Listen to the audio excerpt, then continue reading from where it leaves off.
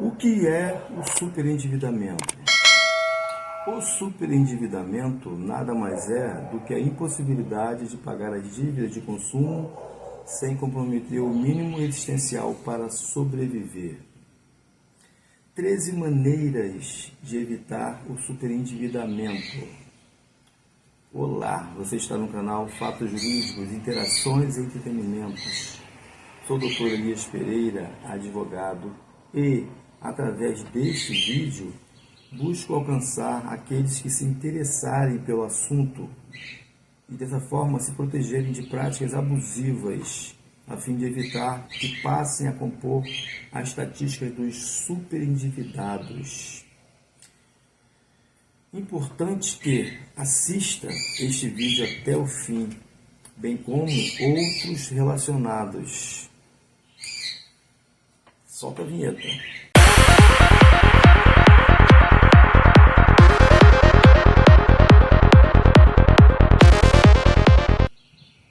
Como alguém se torna superendividado? O problema do superendividamento está diretamente ligado à questão do crédito, isto é, com a compra de bens e serviços de forma parcelada por meio de boleto ou cartões de crédito, ou com a contratação de financiamentos bancários. Isto acontece na primeira situação, pois quando parcelamos as compras durante muitos meses, tendemos a nos esquecer daquelas dívidas antigas que, ao se acumularem com outras mais recentes, vão comprometendo a nossa capacidade de pagamento, a ponto de não termos como honrá-las. Já com relação aos financiamentos, o problema advém da contratação sucessiva e muitas vezes impulsiva, no afã de pagar outras dívidas ou adquirir novos bens, o que gera um comprometimento substancial da renda, a ponto de prejudicar a própria subsistência do consumidor. Como evitar o superendividamento? Leve em conta as dívidas que já tem e as suas despesas essenciais, alimentos, água, luz, transporte, etc., de modo que possa estabelecer uma cota de quanto você pode gastar com compras não essenciais a cada mês, a fim de tentar evitar não ser engolido pelas dívidas e se tornar um superendividado. Segue abaixo 13 cuidados que devem ser adotados nas relações envolvendo compras a crédito, empréstimos e financiamentos. Primeiro, antes de fazer uma compra, reflita se você realmente necessita daquele produto ou serviço. Verifique se você não está comprando apenas por impulso ou influência de terceiros. Lembre-se que nosso desejo de comprar é estimulado sem que percebamos pela publicidade, pela moda, pela influência de amigos ou mesmo das redes sociais. Não compre assim que tiver vontade, reflita por alguns dias. Isto vai lhe permitir uma tomada de decisão mais segura, por impulso ou influência de terceiros. Esse esforço em poupar vai lhe dar a oportunidade, inclusive, de refletir se vale realmente a pena gastar seu dinheiro, que é a materialização de seu tempo, esforço e trabalho com isso. Terceiro, nunca parcele a compra de produtos e alimentos ou serviços do dia a dia, como alimentos, gás, combustíveis, etc. Os gastos ordinários se repetem mês a mês. Então, você precisa limitá-los à sua capacidade de compra mensal, ou seja, à sua renda. Caso seus gastos estejam superiores à sua renda, busque cortar os produtos menos necessários ou substituí-los por marcas ou fornecedores mais baratos. Parcele esse tipo de dívida com frequência, é um caminho certeiro para o superendividamento. Quarto, Evite contrair novas dívidas antes de quitar as anteriores. Lembre-se que existem diversas formas de oferta de crédito, como empréstimos consignados, débitos diretamente no contra-cheque, empréstimos pessoais, pagos via boleto ou debitados diretamente na conta bancária, cartões de crédito, crediário, compras parceladas no boleto, etc. Algumas pessoas tendem a não computar os gastos com cartão de crédito parcelados ou com crediário como dívidas, mas como mera despesa mensal, o que pode levar ao superendividamento. Todas essas espécies de gastos comprometem seu orçamento, então todas devem ser vistas como novas dívidas e serem computadas no seu planejamento mensal de gastos. Tenha especial cuidado com algumas espécies de dívidas, como as decorrentes de reformas de imóveis ou conserto de veículos, pois muitas vezes elas extrapolam o orçamento inicial, o que pode levar a um endividamento superior ao que foi planejado. Quinto, antes de contrair um empréstimo, calcule quanto você está pagando de juros.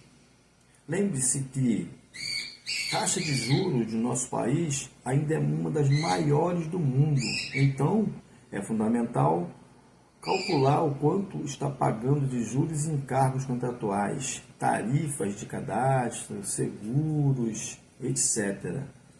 A fim de facilitar essa análise, a lei do superendividamento estabelece que o contrato deve indicar o custo efetivo total e a descrição dos elementos que o compõem, que nada mais é do que o percentual do valor que você pegou emprestado, que você irá pagar pelo empréstimo.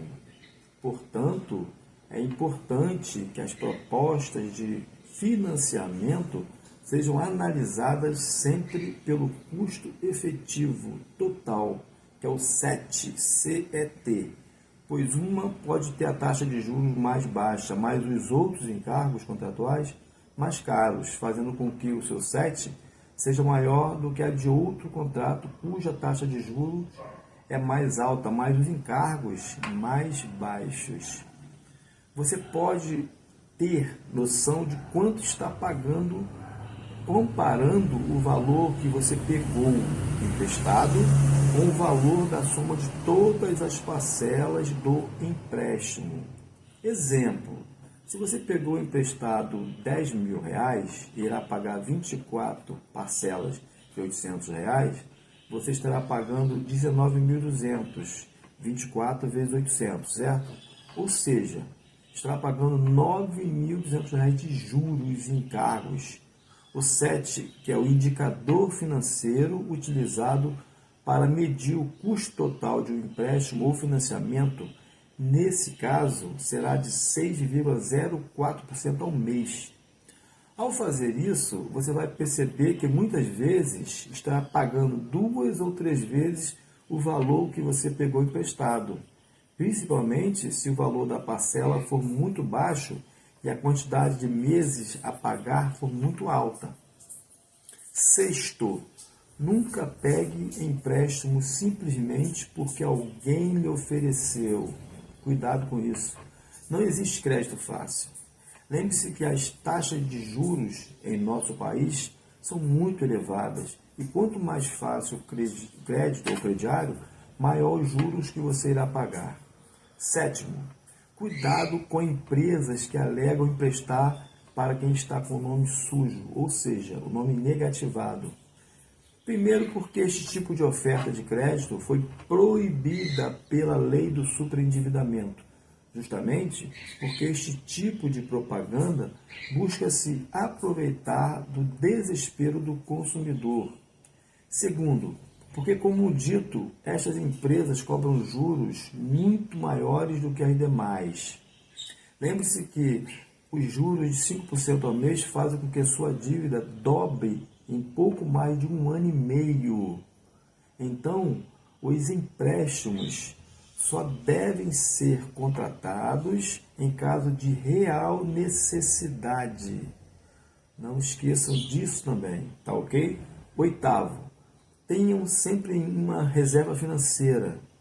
Lembre-se que imprevistos, como a perda de um emprego, uma doença na família, acontecem e que é sempre bom ter uma reserva para momentos de dificuldade. Segundo o especialista, a sua reserva financeira deve ser correspondente ao valor de 3 a 6 meses de seus gastos mensais. Esse valor é o mínimo necessário para garantir alguma segurança em caso de imprevistos, conforme acima relatado. Nono, pesquise antes de comprar ou fazer um empréstimo. Caso seja realmente necessário comprar um bem parcelado ou contrair um empréstimo, faça uma boa pesquisa de mercado em busca dos melhores preços e taxas. Hoje a internet te permite fazer isso sem precisar nem sair de casa, conforme sabemos, né?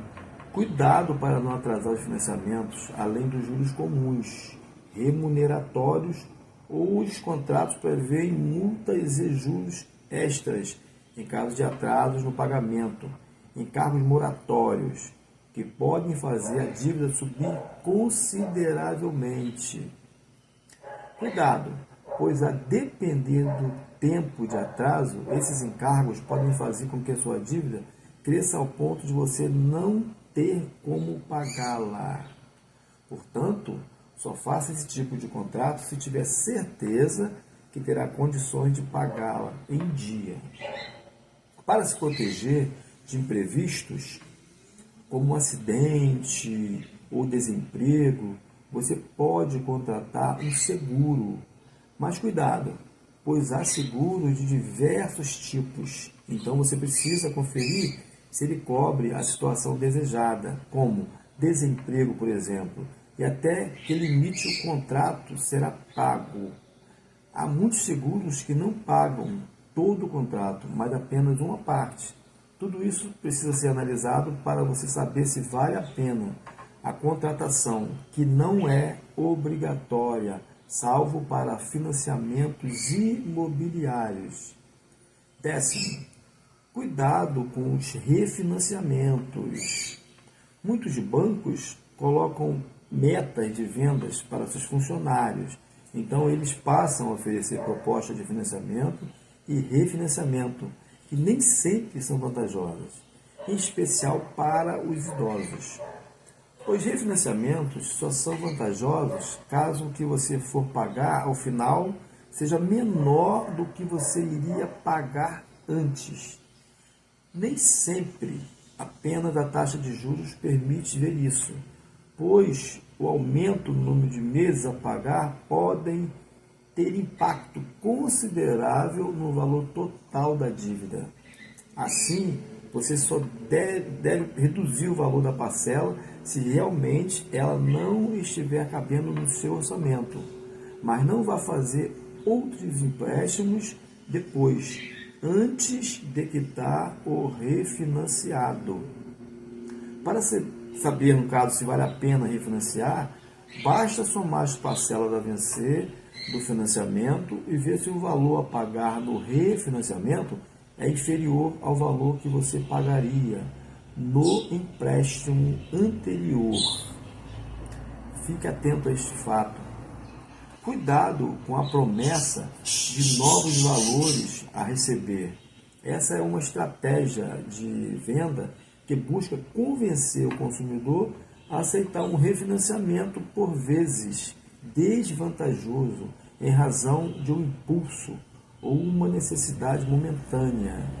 Lembre-se das orientações anteriores sobre a real necessidade do empréstimo e de seus custos.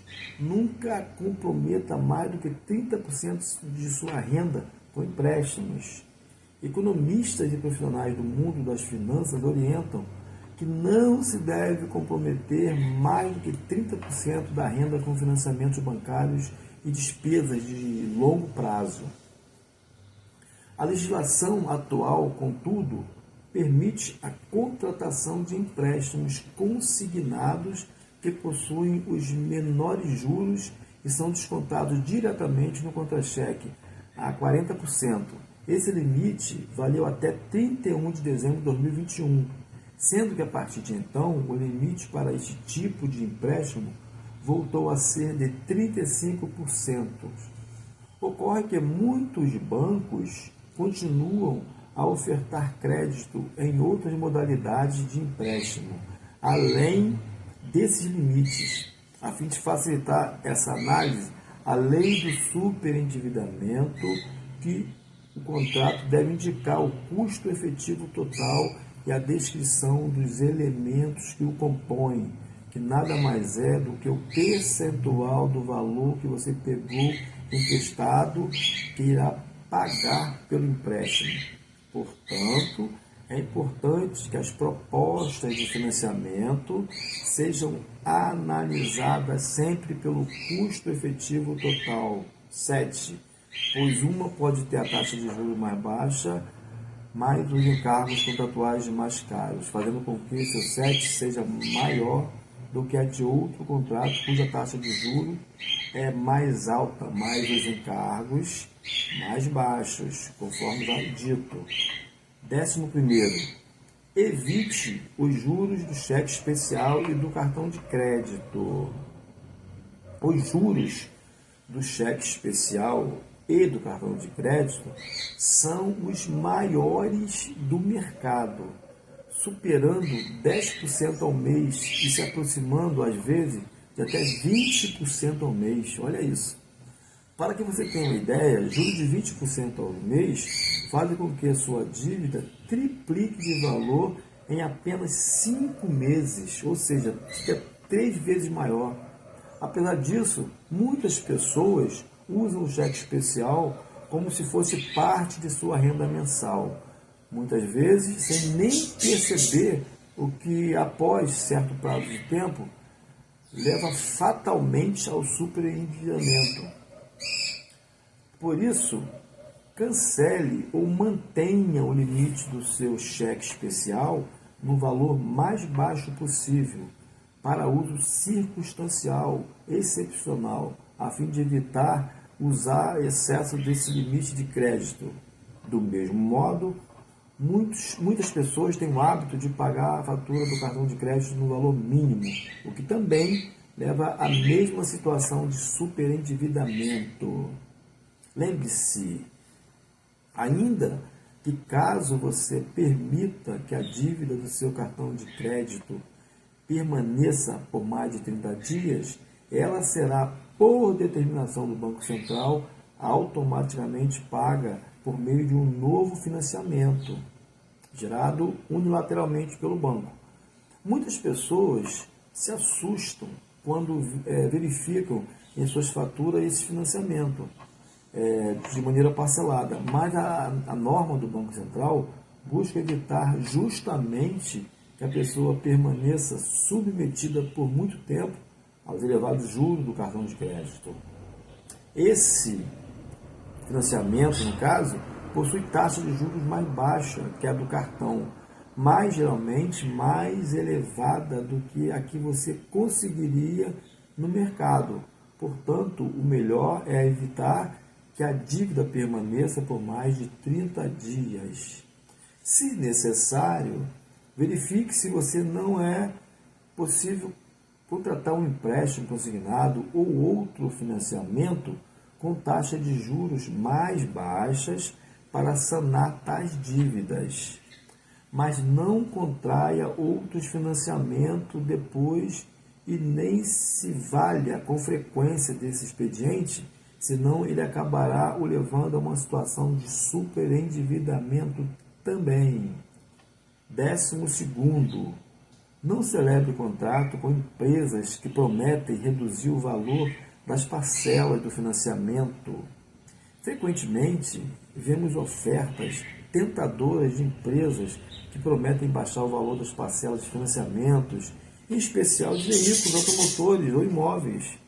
Muitas delas prometem desconto de 20% a 50%, o que é realmente tentador. Ocorre que essas empresas não podem garantir que esse desconto será realmente concedido, porque essa redução depende de um acordo com o banco, o que nem sempre ocorre.